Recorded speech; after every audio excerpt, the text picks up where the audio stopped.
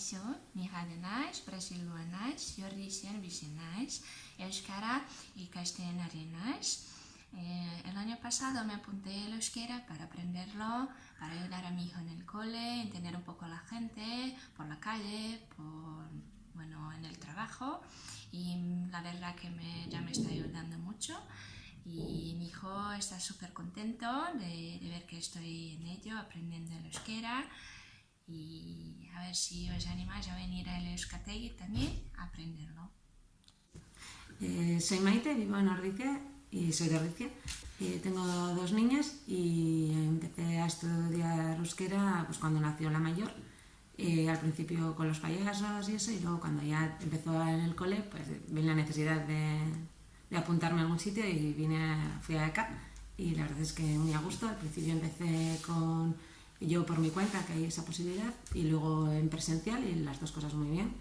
He visto que le puedo ayudar, que puedo, cuando vienen con los deberes, o entenderme con el resto de los padres, porque es verdad que pues muchos hablan en euskera y la verdad que intento hablar con ellos, y si no puedo, pues no pasa nada, pero bueno, la verdad es que muy a gusto, y con los profesores también, y con el resto de niños, por supuesto.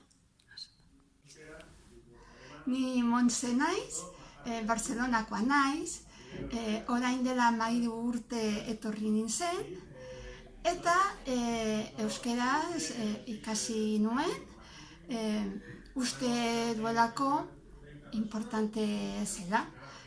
Ni seme-alabak dauket, ikastolan daude, eta laguntzeko balio du, eta lan egiteko balio du ere, eta jendekin egoteko.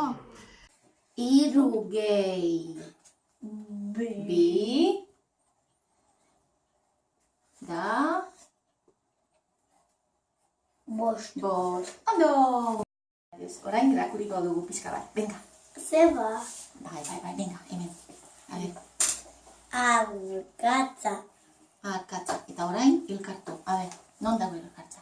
Hemen. Hemen, hori da. Dekan pasatzen naiz, gero hemen. Listo. Oso ondo. Venga, orain Bufanda. Euskal